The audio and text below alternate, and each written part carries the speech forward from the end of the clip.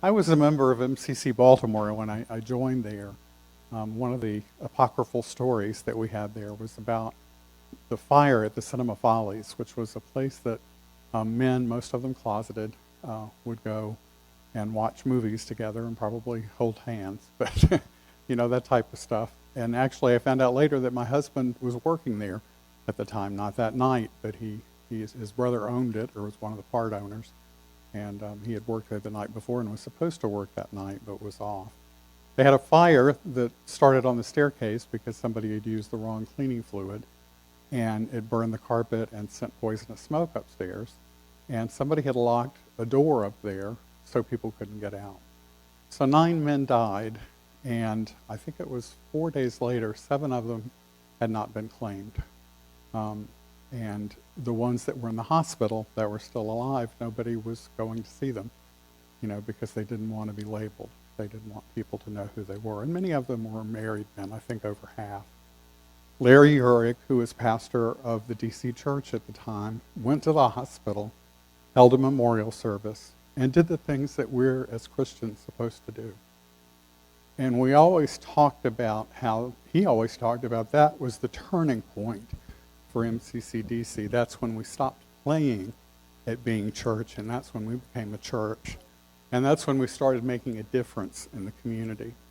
This year, Terri's church made a difference, I think, in Orlando. And she was there on the night, when it happened.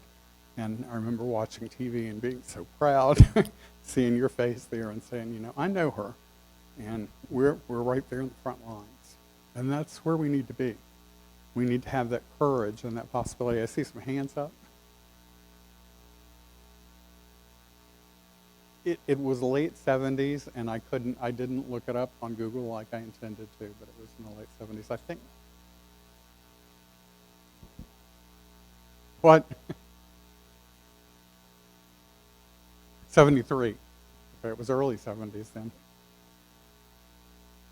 No, I was talking about Washington. Cinema Follies, yeah. And there still is a Cinema Follies, by the way. They've opened in a different neighborhood. Where Cinema Follies is where one of the new ball stadiums is, where all the gay clubs were in that part of town.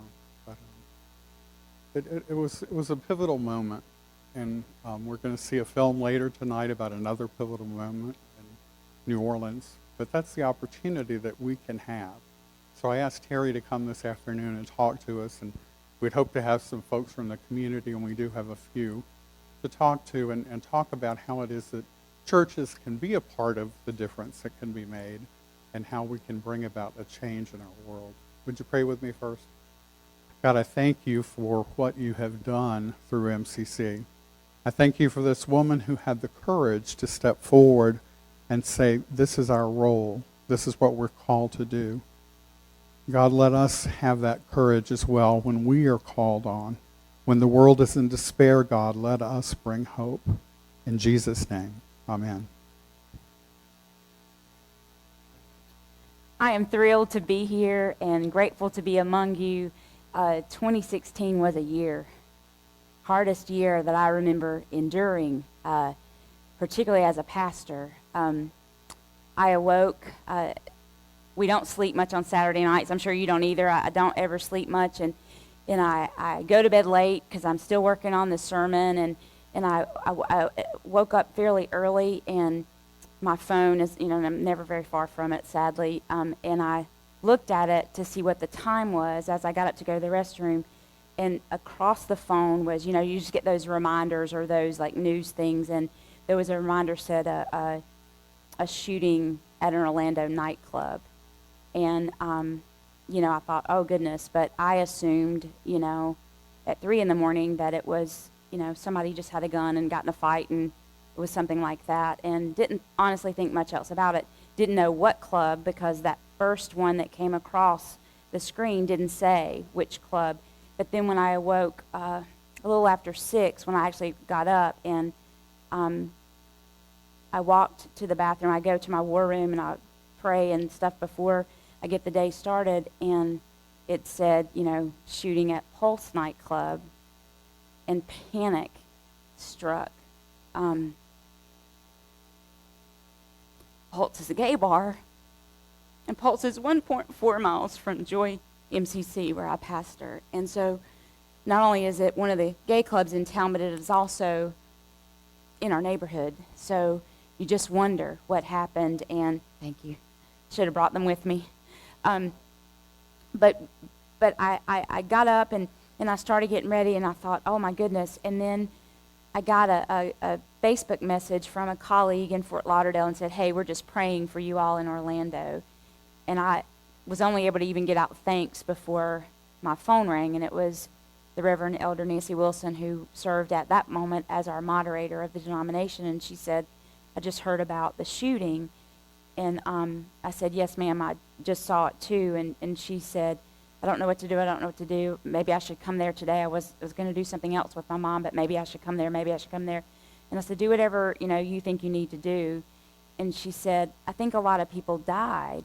And I said, well, so far, all I saw was that the shooter was finally dead. And so I didn't realize at the time that anybody else had died. And so I jumped in the shower, and as I got out of the shower, the screen comes up again that 20 people were confirmed dead.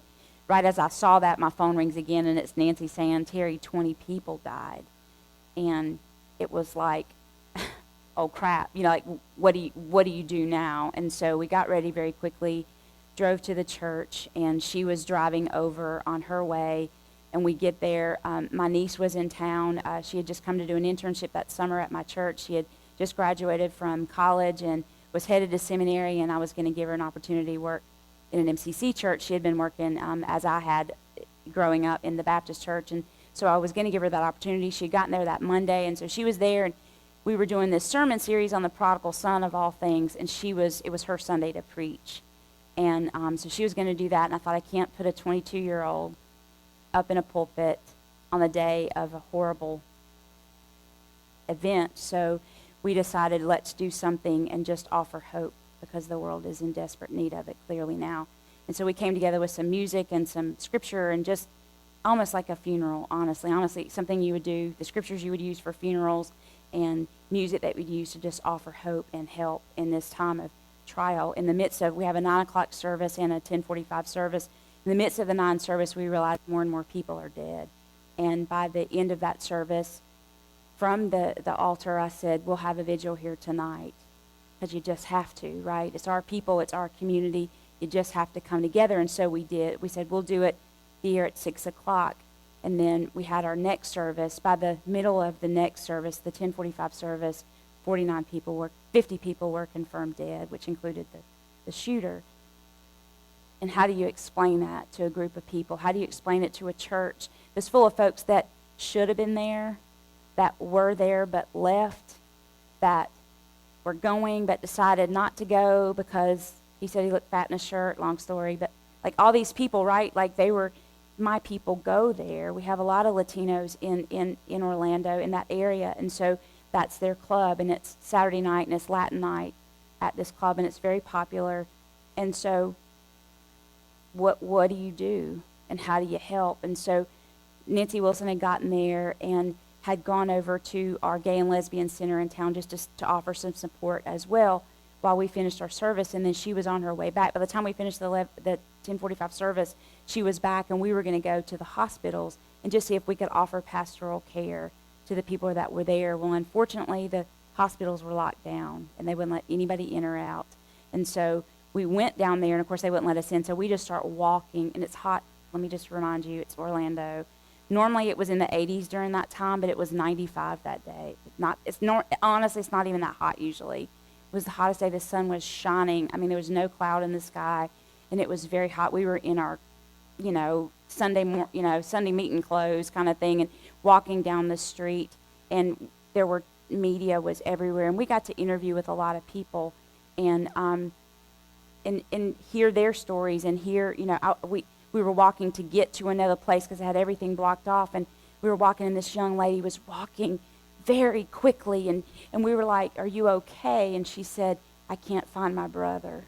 I can't find my brother. And my mother sent me to find my brother, and they wouldn't let her on the street.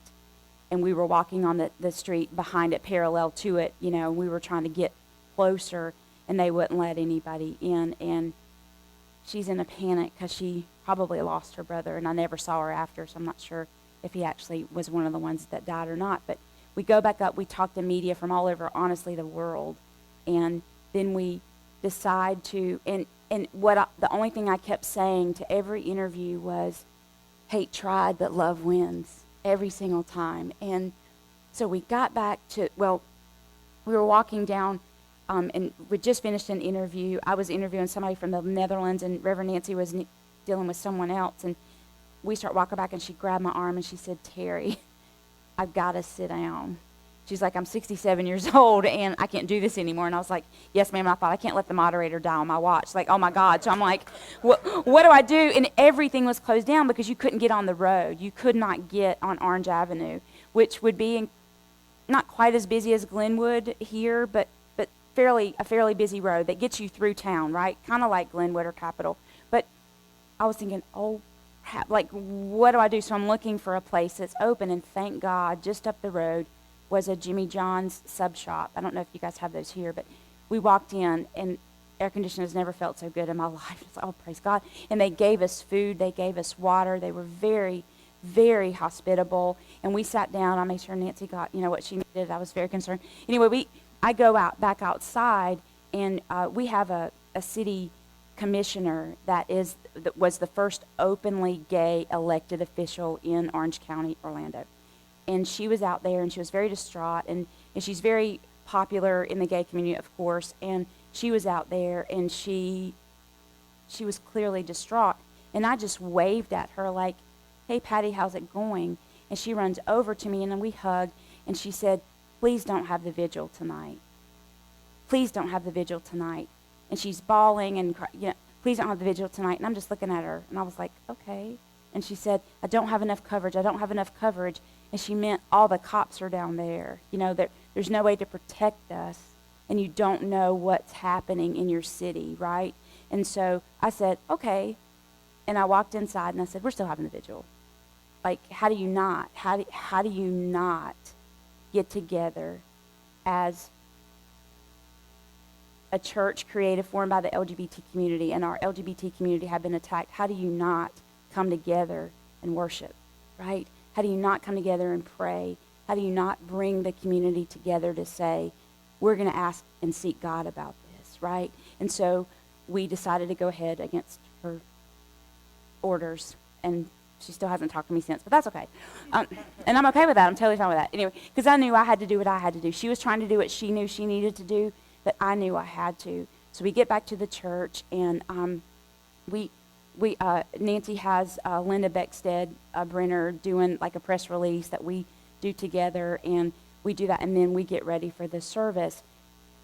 It was amazing, Pastor David, that clergy from all over Florida came. We have 18 churches in Florida, thank God, MCCs, and most of them came.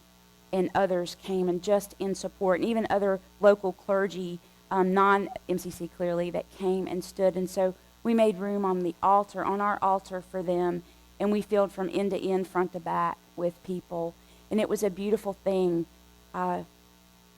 We come together when we have to, and we work together to create an environment that honors God, but also comforts the people, which I think is what we're called to do. So we do this, and we have an incredible service. The gay chorus in Orlando, which is gigantic, as you might imagine, in the happiest place on earth, or the gayest place on earth. Lots of gay people that sing. And so they were there, and they did these beautiful songs. One of them was You'll Never Walk Alone. I mean, it was beautiful. And they did True Colors by Cyndi Lauper. I mean, it was just incredible. And I stood up and said, we've come tonight to honor those that have died, but we also come to remind people that hate always tries, but love will continue to win in our lives. And I said, that dude picked on the wrong bunch of people, because it takes a strong person to be gay in this world. And for those of you who don't know all of you, but I know many of you, we identify as LGBT people. QIA will add all of those in there. And it's been hard. But it's given us an incredible strength to overcome obstacles, to overcome hatred, to overcome discrimination, to overcome being looked down upon and spit upon. And so I was proud to stand as a gay person speaking to a room full of gay people and our allies and lots of media to say, you know, you can't keep us down. And though you try, we won't go back in the closet. Our church, our vision and mission is taking the doors off the church and taking the church to the streets. And interestingly enough, Megan, I told you my niece was supposed to preach that morning, and her sermon, we had gone to Home Depot that Monday, or that Tuesday that she got there, right before Pulse happened on Sunday morning. And we bought a closet door, and we painted it. And we put it in there and stood it up, and we were, in her sermon, she was going to talk about, closets aren't meant for people, right? And she, at the end of her sermon, she was going to come out as a lesbian. And so that was already planned, and we had a closet door on the altar already.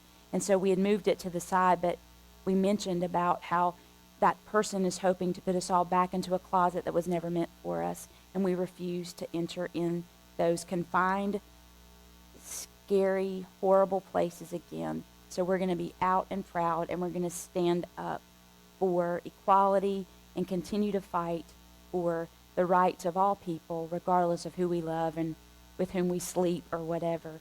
And so it was an incredible night, lots and lots of media from all over the world. My favorite one was I walked afterwards, and I walked up, and this gentleman was standing over, and he said, can I talk to you? And I said, sure. And he said, he's from Japan. And he said, we don't have guns in our country. So this was just, as baffling as it is to us, he said, we don't even have guns in our country, so this couldn't even happen there, right? And he was just, why does stuff like this happen? And I said, from ignorance and misunderstanding and hatred. That's how this happens, right? And so we stay there late. One of the news, the NBC News, the local news, they were there, and they stayed in live broadcast from our sanctuary until late in the morning. And we had just, because if June is Gay Pride Month in pretty much all over, and we had just, on the back of our altar, we have these curtains, and we had just the people that kind of decorate the sanctuary had just made these panels that were in the rainbow colors, and we had just hung them up the weekend before, because that weekend, the first weekend in June, is Gay Days in Orlando, and it's huge. Many of you may have been there one year or not, and it's incredible. It's a lot of fun, and it's a whole week, and you do the Disney thing, and it's fun. But that had happened the week before, so we were kind of on a Gay Pride Month kind of thing, even though our Pride is not until October, because it's too hot in June in Orlando to walk around and be happy about it. So we don't do that then. So, but we did, because Gay Days is there. We were displaying our colors proudly, if you will. And so that was already there, interestingly enough. And we have a cross in the center so they could see the rainbow behind the cross. And so that was broadcast all over Orlando that night, that Sunday night. And how proud I was that they could see there really is a place where both things can coexist. And it was beautiful. The next day, we go to church not knowing what's going to happen. Many roads are blocked off. You couldn't go the way you normally go to church. And I'd gone around this back way and had gone there Sunday morning. It was easy. And we get off the exit, and we're going down, and then there's cars everywhere. And we're like, what's up? Why are they over here? The hospital was on the other street. Like, what's going on? And we realized as we got a little closer that there was a senior center that they had that's near the hospital, actually kind of across the street, that they had brought all the victims' families into the Beardall Center so that they could talk to them. They had a big open space. I have not been in the center, and they wouldn't let folks in, of course, but we stopped and got out to see if we might offer pastoral support or whatever. But people were coming out, families or stuff, and we saw as we were coming near, and we had to stop because this person or something walked across the street. But y'all, there was so much media that was around them. It was like a swarm of bees. And this person or group of people, they're walking, and media come just, it's like they came out of nowhere and just swarmed this person and just surrounded them in the middle of a field and asking them questions. And what I realized was those people were going in the Beardoll Center and finding out the status of their loved ones. And come to find out, there was a doctor in there naming off the names and saying, you know, Ed Smith, stable condition, Jim Manchester, you know, critical condition, whatever, and saying all this. And they mentioned the 53 people that were in the hospital or had been to the hospital. And this person, and many of them are Latinos, right? So many of them have English as their second language. I was told by a counselor that was in the room that this woman raised her hand, and she was a Latina woman, barely spoke English well, but she said, and someone translated for her, "Can I ask, if you didn't name my child, does that mean they're dead?" And the doctor said, yes. So this is how many people discovered that their families, their children, their loved ones, their partners had died in this club. And so a quite insensitive way to handle horrible news. And so people were coming out. I saw these two young Latino women coming out, and they were clearly family, if you will, and they walked out and were so distraught. And I let them get past a crowd of people, and then I walked to them and said, "Are you guys okay?" And they couldn't even speak, but they just shook their heads and got in their cars and drove off. And you realize how isolated they must feel and how horrible to get such news and not know what to do with it. Later that afternoon, we're at the church, and we've left it open so people can come and pray or whatever they need to, and we put it out that we were there, had brought some counselors in and stuff, just to have people that they could talk to. And I had a parishioner come in, and he was just bawling, and he said, "Reverend Terri, I was supposed to be at Pulse. I was supposed to be at Pulse." And I said, "Rafa, come sit down with me." And we went in and we sat, and he said, "Met a guy. We're supposed to go to the club." And in Orlando, there's a much larger gay club called the Parliament House. And it's not in the same area. It's not in as nice an area either, but that's the bigger club. And they had met and were going to meet at the Parliament House. And my friend said, "No, let's meet at Pulse because it's Latin night, and then we'll go to the Parliament House Sunday night." And so the guy agreed, and my friend Rafa said he was dressing, he was getting ready, and he said, "Honestly, I put my shirt on, and I looked fat in my shirt, and so I decided not to go." He said it was all out of vanity that I decided I just couldn't go. And he said I was tired, had to work Sunday morning, so I texted my friend and said, "You know what, I'll just meet you tomorrow at the Parliament House." His friend goes to the club, and his friend is one of the victims. Can you imagine the grief and the guilt that this man feels? Another gentleman said he was at Pulse that night. He said about 10 minutes till 2, he just got this really strange feeling. He said, "I just got to get out of here." And he walked home, not sure exactly where he lived, but he said by the time he got to his home, his friends had called and said, "So glad you left, there's been a shooting." It could have been so many people that I knew. And amazingly, perhaps miraculously, not one of those victims was a person that came to our church. Many of them lived out of town. They were not even folks from Orlando. There were 3 young girls that had come from New Jersey.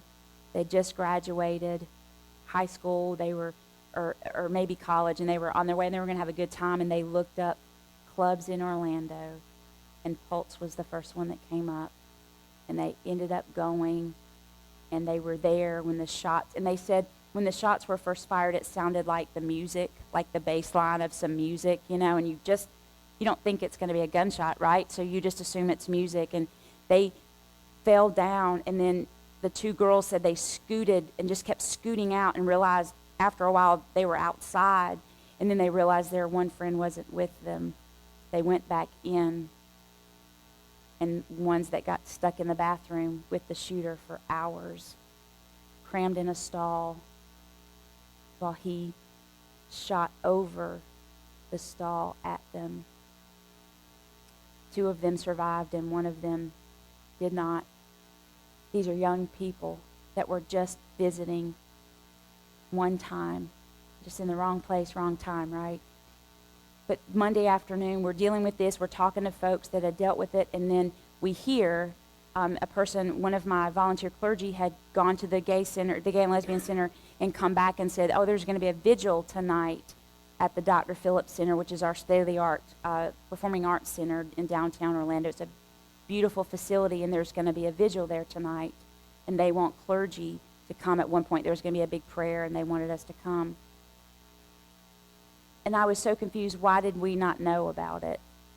Why did we hear kind of through the grapevine about this? So I had my little moment of rant and like, what's up? Why don't they tell us? And we went anyway. And Presley Sutherland, who is the associate director of the Office of Church Life and Health for our denomination, had just happened to be coming through Orlando on his way back home and stopped to see if we were okay. So he ended up going with me, and the volunteer clergy, Reverend Shirley Strader, we all went to the vigil along with some of my staff, including my niece. And we stood behind the big, they had built a stage, and we stood behind it so that we could go up on stage at certain points during this vigil. And there were thousands of people that lined the streets of Orlando to be in support and solidarity. And we stood, and we were standing in the back waiting for, the mayor had to speak, and certain other people spoke, and then a clergy person, the lady that's the pastor of the First Unitarian Universalist Church, was asked. She's the one of the chairs of the Interfaith Council there in Orange County. So she was asked to lead the prayer, and they asked all the other clergy to kind of come and stand behind her. And so we're walking up, and we're waiting to go, and we're kind of in line, and this young African-American female was standing there, and she was calling someone over, and I was trying to get out of the way so that person could come and kind of get in line, and I was just making space for them, and she said, come on, and I heard somebody say, she's from the Mother Emanuel Church in Charleston, South Carolina. And I said, oh my God, I said, we went to Charleston after that happened and just prayed with folks on the street, because you just have to, right? And we did that the year before, and I said, we were there, so I appreciate that you're standing in solidarity with us. And so I grabbed her, we walked on the stage together, and we stood, and there was a beautiful prayer by this pastor of the Unitarian Church, and then the Methodist Church, which is right downtown, tolled the bells for those 49 victims, and it was the longest 5 minutes of my life. It took longer for those bells to ring than it took for them to die, because this gentleman used an assault rifle that I'm not sure why anybody needs one, to go into a club and just gun people down, and gun down people of color that are LGBT. And we stood, and as we stood, after about the probably 15th dong, I couldn't take it anymore. I was bawling, and that woman grabbed my hand and held me up, and I thought, how amazing that this woman who took over the pastor, for the pastor who had been shot in a Bible study in his own church in the basement while they were praying, and this gentleman had come that they had welcomed in, and they were murdered, also in cold blood. And we stood side by side, and how beautiful, and I thanked her for her courage. And do you realize several days later I found out that because she stood with us in support of the LGBTQIA community, she was fired from her job because she stood for us. How does this happen in 2016, right? We feel like we've come so far, but have we, right? And we're standing, and it's, how does this work? How does this happen? And so we go home that night. We get up the next day. We hear there's still lots of media, lots of interviews.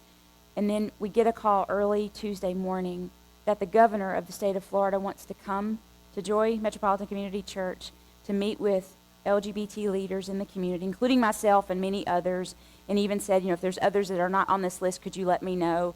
And his staff came and, toured the building and made sure everything was safe. And then the governor came through.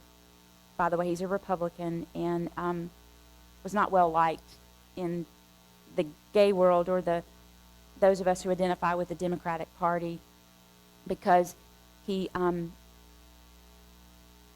his attorney general, after the Supreme Court had voted to allow marriage equality and said that the Constitution supported such thing, our attorney general in Florida had tried to put stays on that and did so till that happened in June of that year, until the end of December. She couldn't do it any longer. There was no way to keep doing it. And so we finally got marriage equality on January the 6th of 2015, amazingly, because of this attorney general. So the Republican Party and the representatives of that party are not well liked in our community, as you might well imagine. And so he was willing to come, and he said he didn't want it politicized. He did not want it publicized. He was simply coming to hear from the LGBT community. And lots of people gathered in my office, and many people had come down. The vice president of Union Theological Seminary in New York City came down because he knows Reverend Nancy Wilson, came in support, and then several victims that had survived the shooting were there.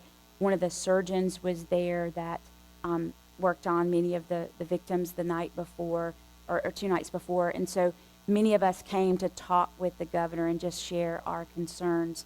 When I got my time at 4 o'clock, I walked in, and he was meeting in a small room in the church, and I said I wasn't going to meet anywhere but the sanctuary with him. I wanted him to see a cross with gay flag behind it. And so we sat in there, and he listened, and he was kind.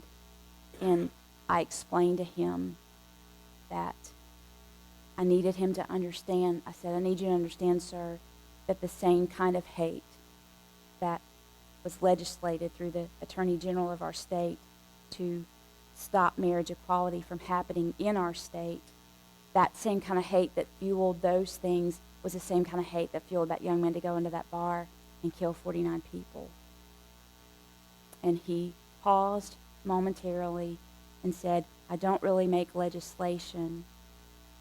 And I said, but you sure can help us. I said, sir, I'm not trying to ruin the sanctity of marriage. I said, but honestly, I'm a tax liability to my wife, and she needs a tax write-off for me, right? And that's all I'm looking for. I'm looking for, if she goes to the hospital, I go to the hospital, I want to be able to make the decisions, or her to make decisions for me.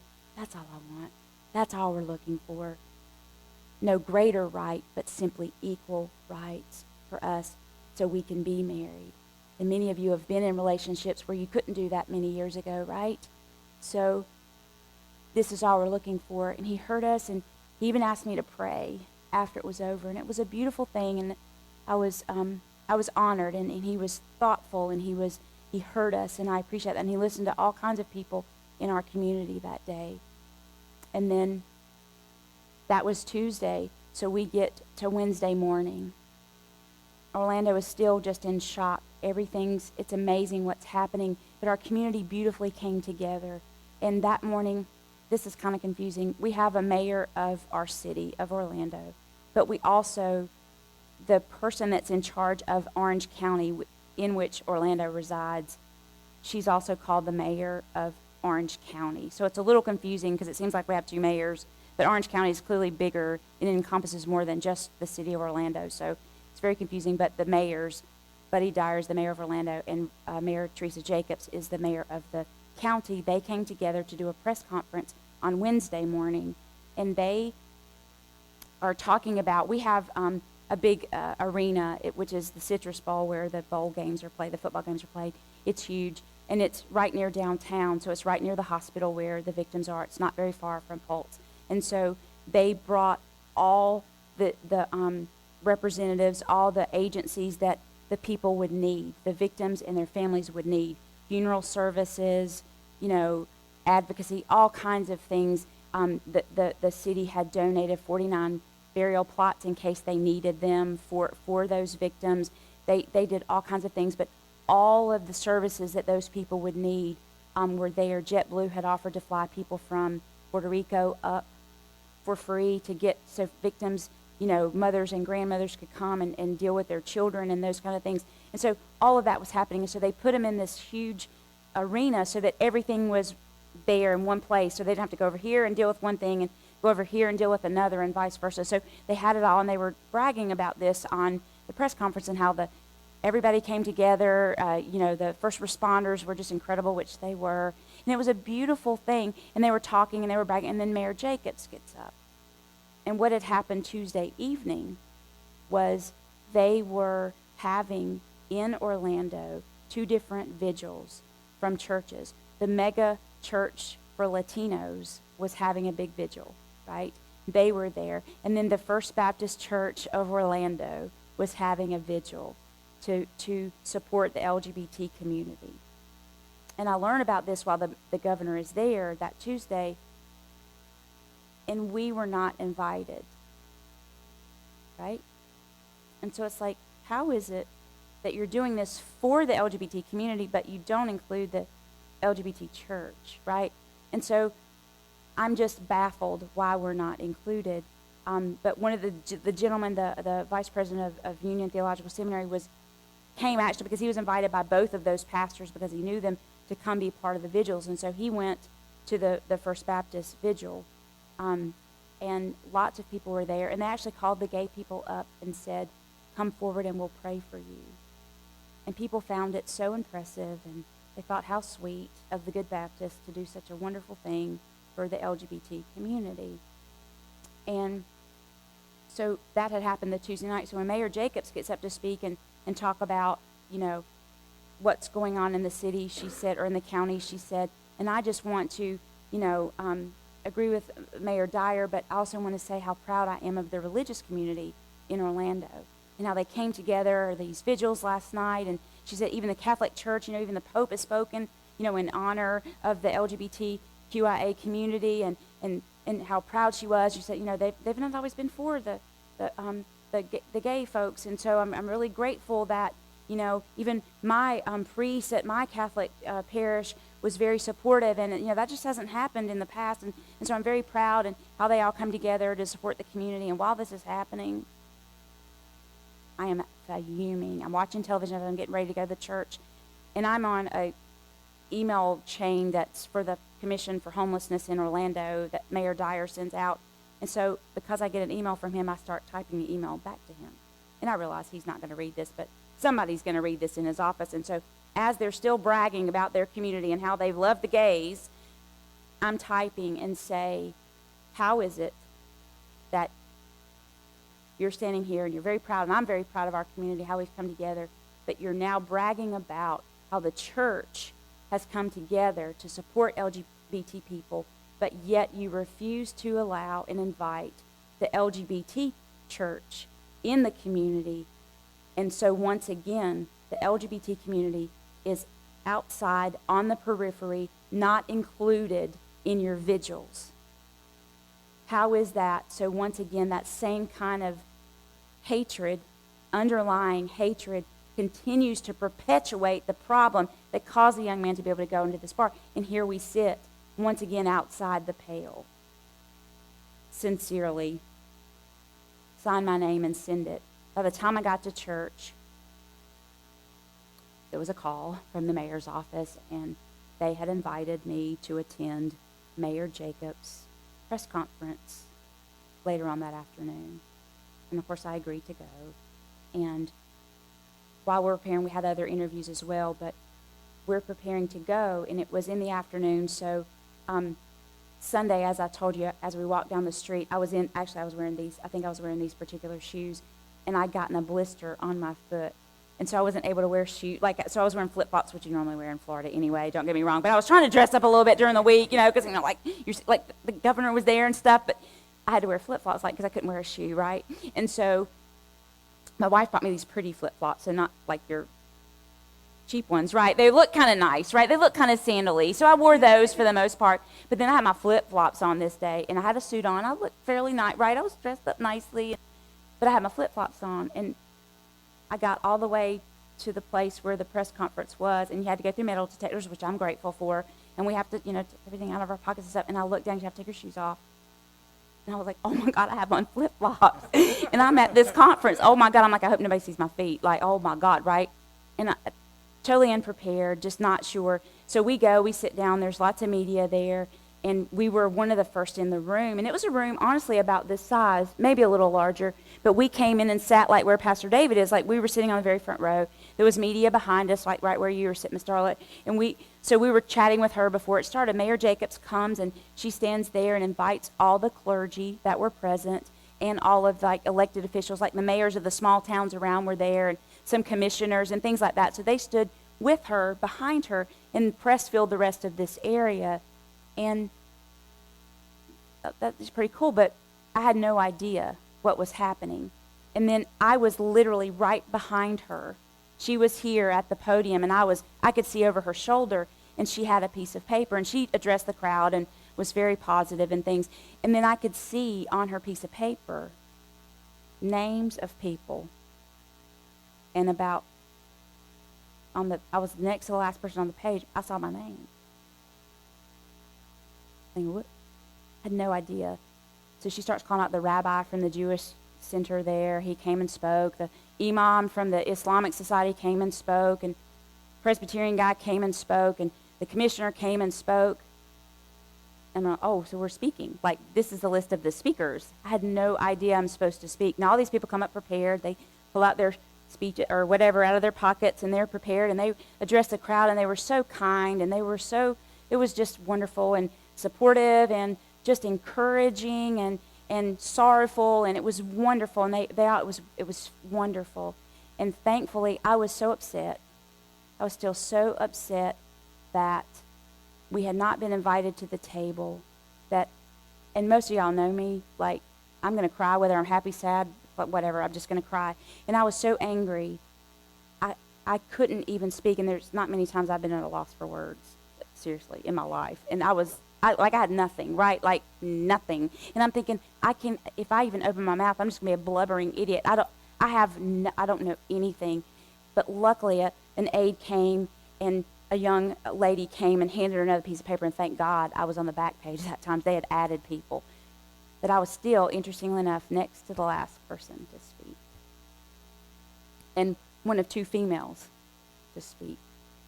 And so by the time she calls me, she had introduced all these other people, and every time she said, and my friend, Rabbi blah, blah, blah, from the blah, blah, blah, and my friend, la, la, la, la, la. And when she gets to me, she's looking this way to try to find me. And I'm literally right over her shoulder. She doesn't know me. She doesn't know my church. She doesn't know, so she can't speak of history with this because she doesn't know us. And she's looking for me this way, and I simply say, I'm right behind you. She flinches. She doesn't even realize that we exist, essentially, right? And not Terri, but MCC, right? And so she invites me to speak. And you'll see this clip that they captured from that day. It's really more of a rant than anything else.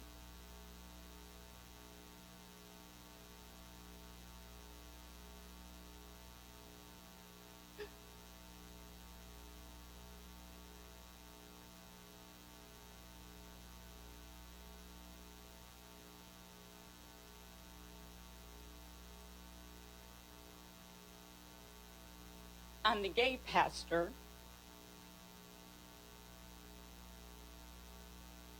of the gay church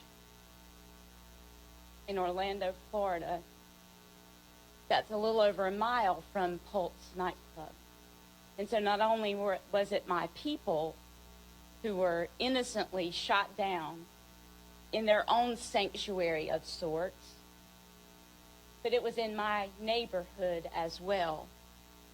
These were young people who found sanctuary in a club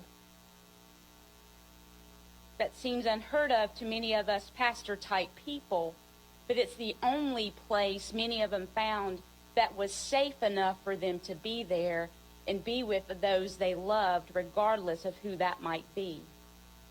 And so I stand today as a person of faith, a person who loves the Lord,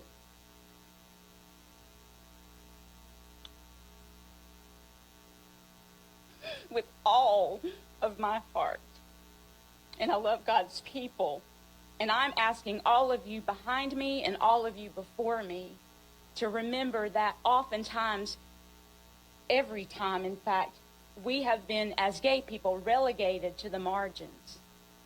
And we stay in the margins, and the fact that this happened in a gay club, that same hatred that caused that young man to come in there and take people's lives is the same hatred that often drove those people to that place.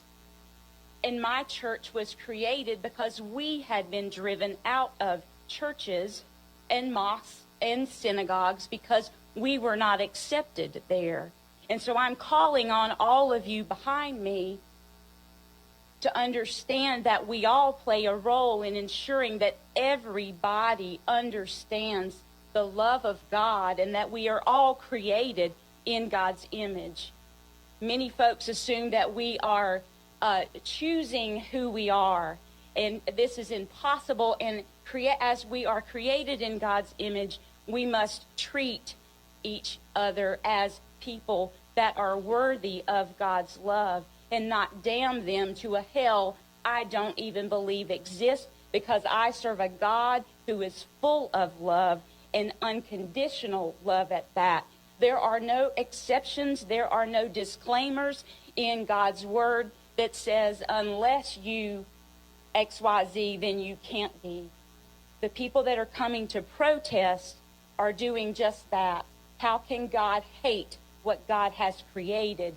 And I just implore you to continue to understand and listen, and please invite us to the table to be heard so that everybody can understand that we all belong at God's table. I'm proud of my church, Metropolitan Community Church. We stand on the fact that all people are welcome to God's table, and we serve an open communion every single Sunday, not once a quarter or at Christmas time on Christmas Eve. We do it every single week because every week we have a new person come, and they need to know they are included in God's table. Please invite us.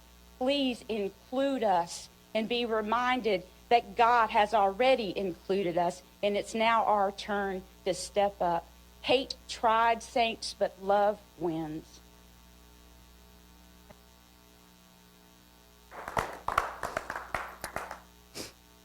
Do you realize that as soon as my rant was over, one more gentleman spoke?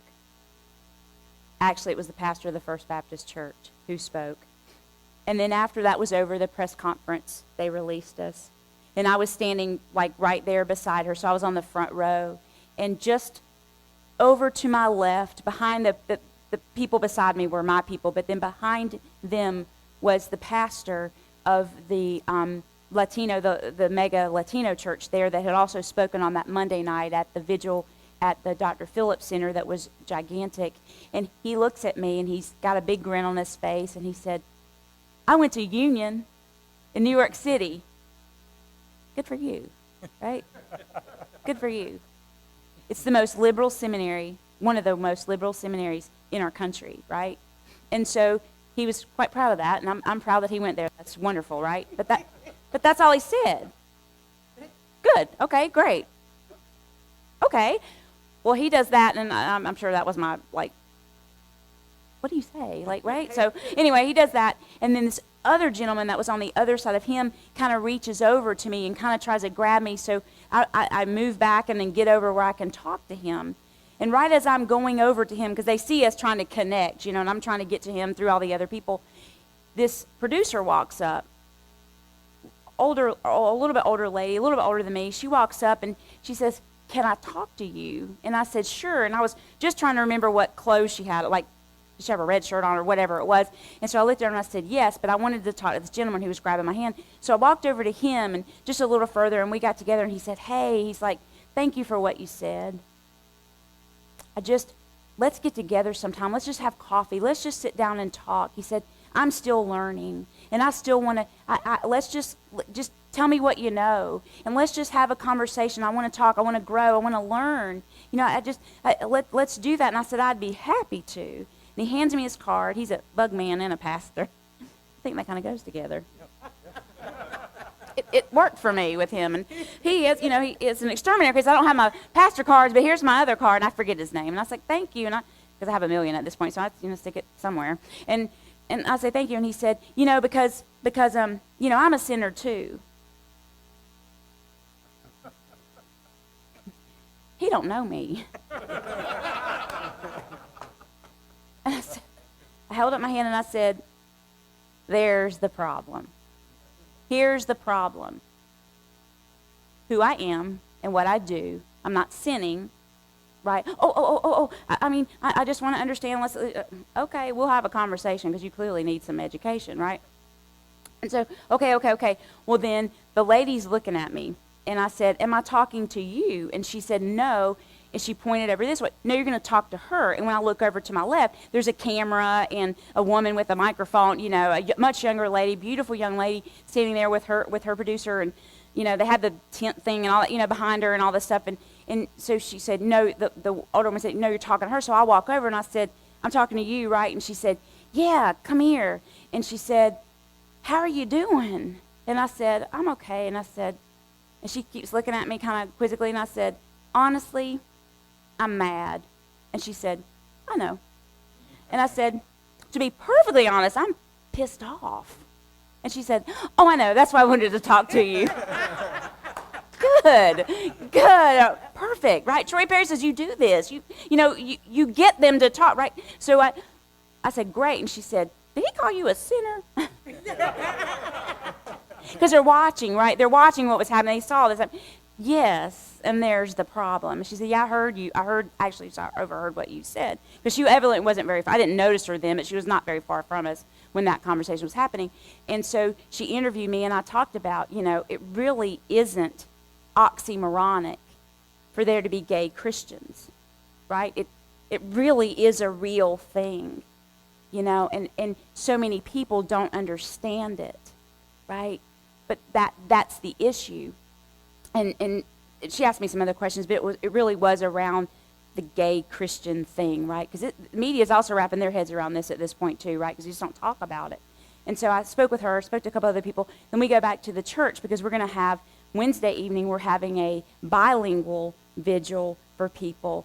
And I have a person who's in seminary that's training under us that was going to speak in Spanish and English. But then luckily the governor had agreed to come back and speak to the crowd in English and Spanish. He is fluent in both, and address the crowd and just offer his condolences and his support for our community and that kind of thing.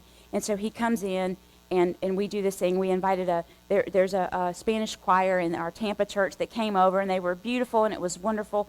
And the church was filled again with lots of people and lots of media, and we were able to do that and offer support, particularly to the Latino community and offer their support for what they're going through, because most of them are the ones that passed away.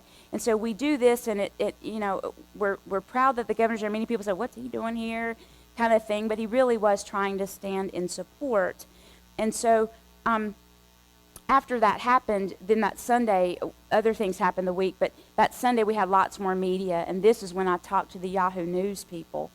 And she asked me after church, she said, yeah, I understand you were called a sinner this week by the pastors. And I said, interestingly enough, he's the only person that really spoke to me. None of the other pastors even acknowledged me. And I said, but here's what I found out, because here's what I discovered from what happened Sunday and Monday at the vigil, where we were not invited to the vigil. We just heard about it. And then we're not invited to those vigils in the community, and then all this. I realized that next week. I said, here's the issue with the Yahoo News. And we're standing out in front of our sign. And I said, here's the problem. I've realized this week that as gay Christians, we're too gay for the Christians, and we're too Christian for the gays. And so we fall in this vortex where we just get excluded because the gay community doesn't understand how you can be a part of God, because they have been so ostracized from God, and God has been taken away from them. And then the church doesn't understand how it biblically is supported that you can be gay and Christian. And so we stand right in the middle of that and just completely get eliminated, in essence, right? And so I realized, I said, here's my takeaway from this. I've asked lots of people to invite me to the table. And I've asked to be included. I've asked to be told. I've asked to be part of it. And here's what I learned. Because I'm too gay for the Christians and too Christian for the gays, I just got to include myself. And kind of show up like your family members sometimes show up uninvited. You know what I mean? Like we live in Orlando, so we have visitors all the time. You know what I mean? They just are coming by, they're stopping by, they're coming down for a while, and we open the home, right? We've had more visitors than I've ever had in my life because I live in the happiest place on earth, right? It's incredible. But I figured, I'm just going to be one of those guests that just shows up, right? And we have to, because they're not, let's be honest, they're not going to invite us to the table. And so I decided I'm just going to put myself out there and do that. And so I'm going to make a way and just do it, because otherwise they won't know. This gentleman, the bug guy, won't ever know. Maybe for the first time he heard, maybe there's another way than what I've always been taught. And that's what I have to do, educate people, right? Jim has an incredible Bible study that I'm sure you guys have done 100 times around here, but the freed from guilt and shame, is that right? And it's a study of the scriptures about the homosexuality stuff, and he's done an incredible job. If you haven't done it or haven't looked at it, get to it. But we need to get that out there more and more, because so many people still don't understand how we reconcile that and how all that works. And so I've made it my personal mission. I'm going to let everybody I can know. And I'm going to invite myself to every table I can find, and I'm just going to show up, and I'm going to do it. And it's incredible how right after that, amazingly so, a few weeks later, and I've lost track of time now, but I got a call from the secretary of the largest church actually in Orlando. It's called Northland Distributed. It's a mega church, but it's not denominational. It is not associated with any other denomination. It's been around Orlando for many years. It's huge. And the incredible thing is they do a lot of community work. They even have houses. They've bought like an old hotel or something. They've renovated it, and it's like a halfway house for folks. And they have a homeless ministry, and they have a food ministry, and they have all kinds of things. I mean, they really are serving God's people in our community.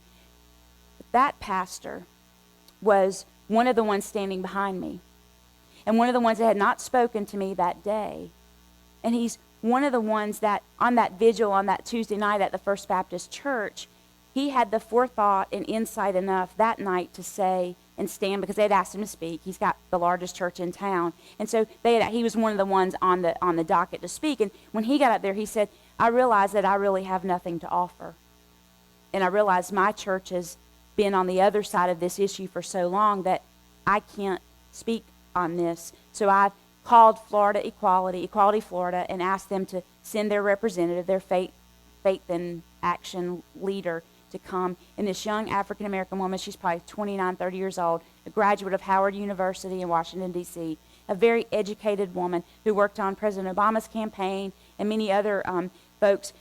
She spoke, and not knowing that Tuesday night that church, that First Baptist Church, was so unwelcoming to gay people, she assumed that it must be because they had this vigil there.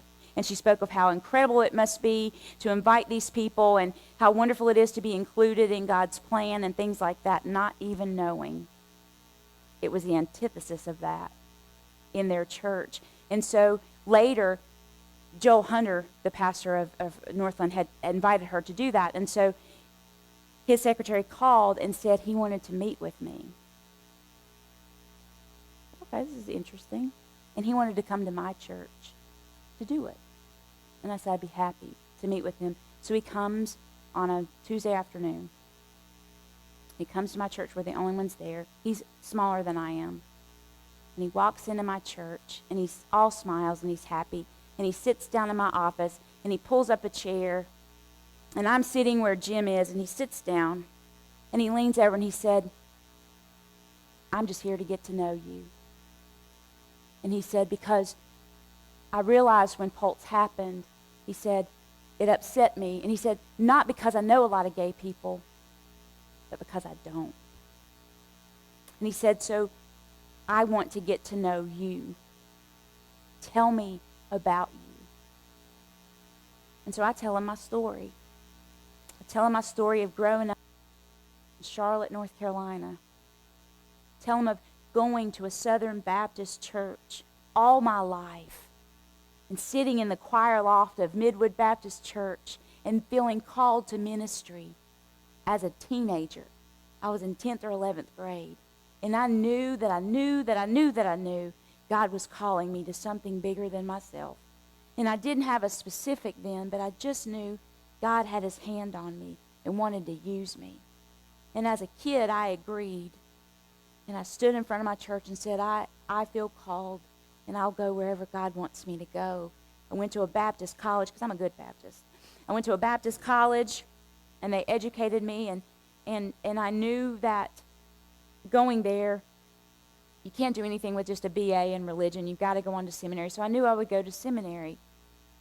And at that time, I graduated from college in 1988, but in 1987, at the convocation, at their convention that summer, in 1987, the Southern Baptist Church voted on not ordaining women. And their reasoning was scriptural, they said. They said, because women, last created, first to sin. And therefore, they shouldn't be ordained in the Southern Baptist Church. And that's all I knew. I was a good Baptist. So I went to seminary anyway. At the first seminary that the Southern Baptist Convention attacked, basically, with ultra-conservatism, and got rid of the most liberal, if Baptists can be liberal, the most liberal Southern Baptist president of the seminaries, because he did support women in ministry, Dr. Randall Lawley. And so they brought in someone else, God bless him, they brought in someone else to come in that did not support, I can't even say his name, they brought in someone else, Louis Drummond. He came in, he was basically a crony, but they brought him in because he did not support women. And so I entered because they gave me a scholarship to go. It was free, basically, and I made a little money on this. It was great. So they're good pay. It was a good pay. So I went because it's free. So I go, and the very first day I walked on campus, and I'm there in the where the gym is and the activities room, where the bookstore and stuff is, and I walk in, which is where our mailboxes are, and I walk in to try to just find where things are and get my key to my mailbox, and I walk in, this other little short man walks up to me and he says, "Hi, I'm Glenn Honeycutt." And I said, "I'm Terri Steed." And he's shaking my hand. And you know what he says to me? "You don't want to preach, do you?"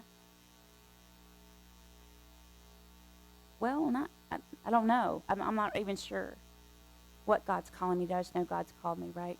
And so seminary was quite tumultuous. And then, of all things, I came out while I was there. Don't do that. It's not recommended. It was a really bad idea. It's just not recommended. It's just the worst place in the world. How does that happen, right? And so I come out while I'm there, and then I realize, oh my God, there's no place for me in this. I'm going to be educated without anywhere to go. And so I figured I would go on this whole, academic track, because that's the only possibility I had. But y'all, it wasn't until, and I even graduated from there not knowing how is God going to use me. And it wasn't until third Sunday of November, 1994, that my first partner that I met in seminary, this by the way, brought me to 805 Glenwood Avenue, Raleigh, North Carolina, St. John's Metropolitan Community Church. She tricked me. She lied, because that's what good Christian folk do. And she told me that she had been to membership class, which that was true, but that they were, Pastor Wayne Lindsay at the time, was taking in new members that night. Now, Kenny, they didn't take in members at night. They did that in the morning. But she tricked me, and I went. And I walked in those back doors of that sanctuary.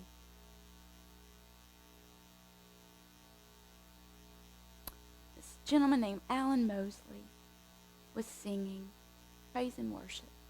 And it was music I knew. And this music that spoke to my heart, like it always had. And I've never felt more at home in my life. And I sat in the corner by those windows, because my partner, her name was Karen. Karen said, they hold hands a lot. And you don't want to hold everybody's hand. So she sat next to the people she'd have to hold hands to, and I got to sit on the edge. Because y'all had hands during the prayer, you held hands during the end, and all this. You remember, I mean, it was all, we held hands all the time. It was beautiful.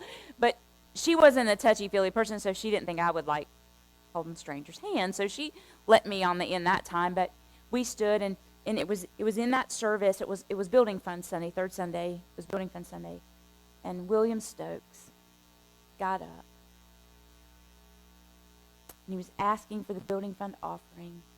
And while he was doing so, he was passing around a basket of oranges that he had grown in his home in Garner, North Carolina. You guys have the Four Seasons here. There are orange groves all over Orlando because it's sunny and pretty most of the time, and the weather's nice and it's warm. But y'all just had snow last weekend, right? Or ice or whatever it was here, right? But William's partner at the time had bought him an orange tree in Florida when they went to vacation, and had built a protection around this orange tree. And it had grown and it had produced its first fruit out of Garner, North Carolina. And he passed around this basket all through the sanctuary, and I held that basket of oranges in my hand. And it was at that moment I realized all of who I am, the female, the lesbian, and the called woman of God, could actually exist in the same place, and it could all work together, right? And it was the most beautiful, eye-opening awakening of my life. It was just incredible. And so MCC saved my life, and more importantly, and most importantly, St. John's MCC saved my life and gave me this opportunity to understand who all and what all I was. And so I told this gentleman, Reverend Joel Hunter, my story, and I told him about seminary, and I told him about, at that seminary that I had chosen to go to, they got rid of that president because after they had said women last created, first to sin, his convocation address that fall of 1987 when I was a senior in college was women last at the cross, first at the tomb, right?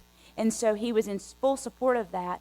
And so I told him that story, and I told him, they brought in these professors that, you had to sign this inerrancy of the scripture document, which is just ridiculous. I tell this man. And, so many people left, and when I graduated, lots of those professors had left, and self-respecting professors had left. And I tell him that story, and I tell him how I find MCC, and I tell him all this stuff, and he listened, and he thanked me, and then he asked if he could go see our sanctuary, and I took him in, and the rainbow flags are still flying, and the cross is there, and we walk in, and we stand in front of our communion table. And because our mission is taking the doors off the church and the church to the street, our communion table is a door. And so we stood in front of it, and he said, I see the door, that's pretty cool. And I said, Jesus is the door, right? And that's what we're doing. And we're taking the doors off because everybody's welcome here. And he said, can I pray for you? And I said, sure. And he grabbed my hands. We're standing right in front of that door that's an altar. And he held my hands and he said, God, please bless this church. He said, no, wait, God, you've already blessed this church. And he went on to say, I have told, and he prayed and we finished, and he said, I took some time off after Pulse happened, he said, because it was devastating to me. And he said, I went on a while and I did a silent retreat and I talked to God. And he said, I even told my elders this morning that, I've taught my church a whole lot about God all throughout these years. He's been there 30 plus years. I've taught them a lot about God. But what I realized and how I've been convicted is that I haven't taught them how to love like Jesus loved. And I said, God bless you, sir, for being honest and for being open to possibly a new way of thinking. And so he left that day, and then he invited me to his church, and we talked some more, and we're just getting to know each other, and he asked me what I preach about. And I said, Jesus, right? And he just wants to see how we're reconciling that. And we talked about Pulse, and we talked about other things, and it was the beginning of a relationship where God is opening a door for us. And we're invited to this table, and I'm going to sit down at every meal I can and allow God to use us to perhaps open people's minds that we really can exist. It really can be true. But we have a responsibility because nobody's telling the story like we can tell the story, right? And nobody's telling it like we know it to be true. I can't tell you what it's like to be a white man, a heterosexual man. I can't tell you any of that, but I sure can tell you my story. And you can tell your story. And you can tell your story. And you tell your story. And when we all tell it, more and more people come to know it really is real. And it really is relevant. And it really can be possible. And so this has taught me that in the worst massacre in U.S. history, that even when hate is present, that we speak love. And we have to keep showing up, offering love, even to people who don't get us, even to people who don't yet accept us. We went to Pulse just the other week in December. It was the 6-month anniversary, and I'd gotten to know the owner, actually, of Pulse nightclub. She's a fabulous woman. She created that club because her brother was gay. She's not gay. Her brother was gay, and he died of HIV and AIDS early on. And she said her father had been so unaccepting of her brother, and it really, when he came out, chased him around the house with a knife. It was that bad. And that he had been in the hospital like many people of our friends that died early on of the HIV virus, right? And that they went, she and her mom went, and they fed the men that nobody else would touch. They took the trays inside instead of leaving them at the doorway. And they went and talked to people because they didn't have visitors. And they went and helped and helped. And so when he passed away, she created a club. And she said it always was meant to be a sanctuary for people. And it was always meant to be a safe place. And she said I always used it to educate. She said there were condoms in every bathroom. There were notes on the back of every stall that said if you are depressed or you feel alone or if you need help, call this number. And she gave people help at Pulse nightclub for all those years. And it was a beautiful thing. And she saw that as her ministry because she understood and loved her brother when other folks wouldn't love and accept him. And so Pulse had been this sanctuary for people for so long. And so we must continue Pulse. We can't let it die, right? And so we gathered on the 6-month anniversary, and we stood. Actually, she let us. They had put a fence around because it was a crime scene for a long time. But then after that, it's too raw. But she opened those gates, and I got as close as I am to you, Pastor, to the door where many people tried to get out. Right around the corner from the patio where some people that I met afterwards had run through to get out when the gunshots started going off.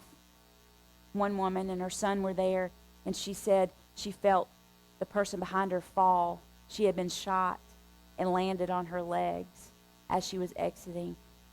These people, and I ran into her that night, and we hugged each other, and I said, keep going, keep moving, keep telling your story. We have to continue the pulse. We have to continue the heartbeat of those people who lost theirs so that this doesn't happen again, and that senseless crime and hate out of ignorance and bigotry won't continue. And so I'm going to do my part. And I want God to open every table, open every door, every invitation that I can to come, and I'm going to do it. Since then, I've been invited to do the invocation at the National Postal Workers Union meeting that had thousands of people. What are the chances? And I'm in the back in the green room. I've never been to a green room. I felt kind of important. It's amazing. And they had me in the back, and they paid my church $250 for me to offer a 2-minute prayer. How cool is that? But I was in the back, and I was there, and I was waiting, and then I got to meet the president of the NAACP, young African-American man, beautiful man. And I told him my story and told him of how Pulse had brought people together like Joel Hunter and the governor and people like that, and how God is bringing the most strange bedfellows together, and how we can come to a similar table with nothing in common. The governor, after that, came back to our church a couple weeks later and offered us some medals of unity that he gave us and put them on us and everything. It was beautiful. And he sat down with us and we talked again, and he said, I'm so impressed with you and your church, and I want to help you. If there's anybody you want to meet, if there's anybody I can help, help with this, I want to help you. And my music person said to him, well, Governor, I know you have these, cabinet meetings and stuff, and you have a prayer. Why don't you invite Reverend Terri to come do the prayer for one of these meetings? And he said, well, I don't do the some meeting, but I do the cabinet or something, but I will invite her. And he said, so after I said, well, if you do, sir, I just want you to sit me next to the Attorney General Pam Bondi. And his eyes got and he looks over, I'm to his left, and his chief of staff, who was actually a lesbian, interestingly enough, to his right, and he looked at her like, oh, crap. And I said, I just want to have a conversation with her. I'll be very nice. And he's like, okay. So, okay. And he said, but I will invite you. And he said, my wife and I host these dinners at the governor's mansion, and I'll invite you to those things. And he has kept true to his word. Do you know that Pam Bondi called my cell phone while we were in Canada, while we were at General Conference? And I wasn't, because I don't have international, plan on my phone, so I didn't answer my phone, didn't know who it was. And I get a message when I get back to the States, and it is from the Attorney General of Florida saying, this is Pam Bondi.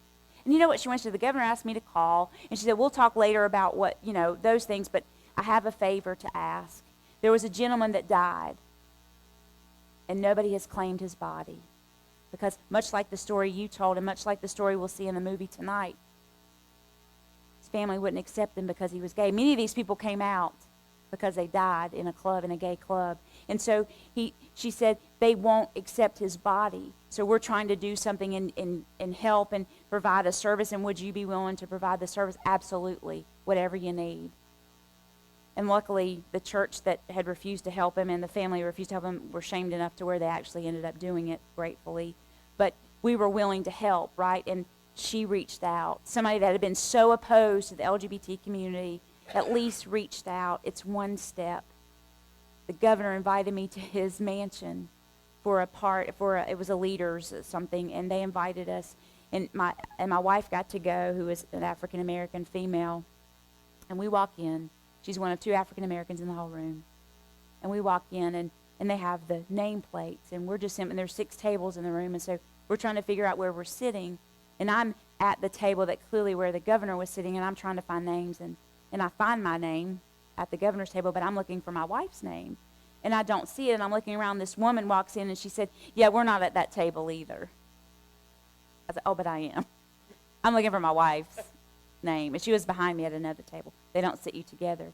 But I was able to sit at the governor's table with lots of other people, elected officials and other leaders in the community, and have yet another conversation. He asked me to offer the prayer for the meal. He was so positive about us. He has called me once a week practically since then because he's trying.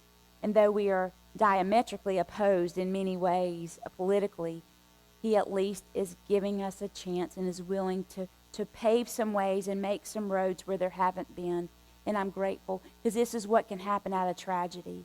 We could bow down, we could run back to the closets, we could just hide, and I refuse to hide. I want to be out and proud and stand up for those people who lost their voice that day, but also give voice to many others who are still hiding, because we all have a friend that's still hiding. We all have a friend that still lives in dual worlds. We all have the friend that puts the clothes on in the closet when his wife goes to bed. We all have a friend, and I want to be a voice for the voiceless. I want to be a person who offers hope to those who feel like they've lost it. I believe that's our job as MCC people. I believe that's our job as Christian people. I believe that's our job as humans, to help out someone else who's lost. And I want to stand on the front lines of that, and I'm willing to do so. And I believe we all have that responsibility. So I encourage St. John's to continue to be that beacon of light in this community, to continue to open your doors so that lost seminary graduates who have no idea where they're going to go will have a place where they can minister and find and give lots of hope to people along the way. This is our task, and this is what can come from tragedy, and what we can offer back to ensure this doesn't happen again. That's all I got. Do y'all have questions or what? Questions?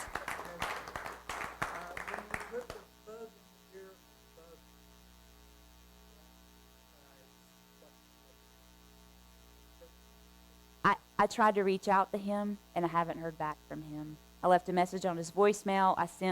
There wasn't an email on there, but I found a website, tried to find some information, and even found a name that was similar on Facebook and said, I'm not sure if this is you, but, and I never heard back. Sadly.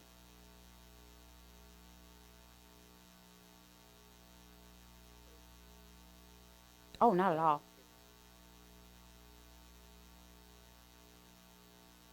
You would think that, That's what God will do for you. yeah. That's exactly. I've not heard all of that.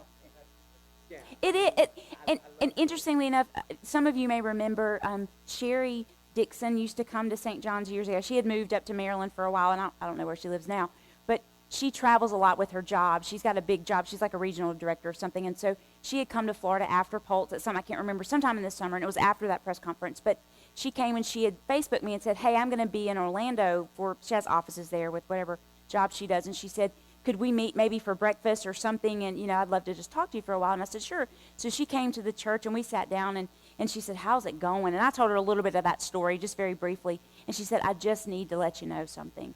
Her mother, her parents divorced when she was very small, and her mother has since married an African-American man. Sherry's a Caucasian person, and they've been together for years, and he's not a church person, never has been a church person, and though he's never really accepted the gay thing. He said, but he loves Sherry, and Sherry's been with her partner for like 15 or so years, and he has accepted Jay, Sherry's partner, and they're included in the family and all that. But Sherry said he doesn't even say the word gay. He says that she's left-handed.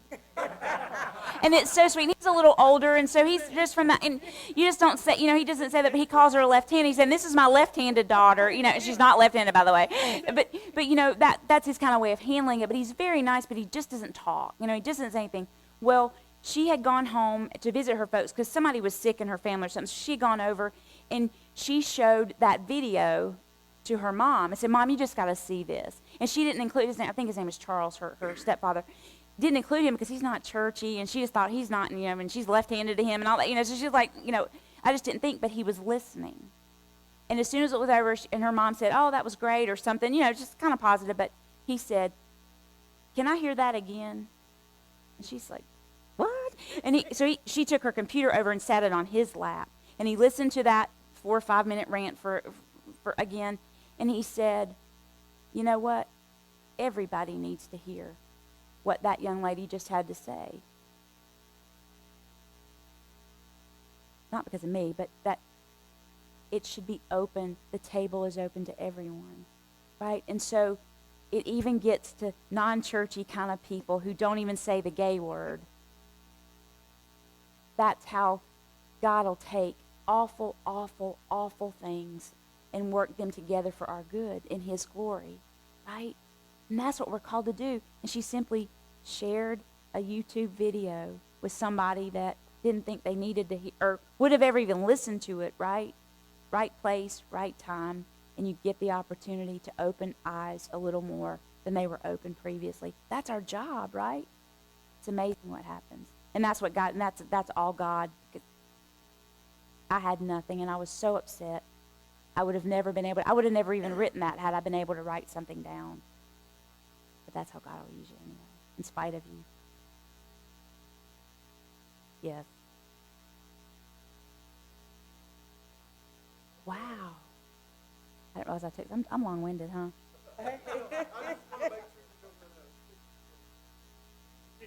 I won't. I was on the plane on the way down here yesterday morning, and I ended up, the guy that was beside me traded with his wife, whatever. And so I ended up sitting beside this gentleman. We talked, imagine, the whole way. And he asked, everybody asked what you do. And I said, what are you doing? Do you live there? And I said, I used to live there, but I'm going, oh, you're just visiting. I'm preaching a revival. And that just brings out, how that brings out things in people. And we talked the entire way about just God and how God will use people. And so, but it's amazing. God will put just the right people in your path just to share some hope and but we have to, right? We have to do those things. And it could have been easy to put earphones in and just go to sleep and not pay attention, and God put somebody else that I could help and teach just for a moment that opened eyes a little wider than they were before. And he said, "You're excited, aren't you?" I said, "I can't wait." And the more I talked to him, the more excited I got. So I'm ready. I'm ready for tonight. I'm ready for tomorrow. I'm ready for you. Yes, sir. 9/11, yeah. Yeah, thank y'all for listening. I appreciate you.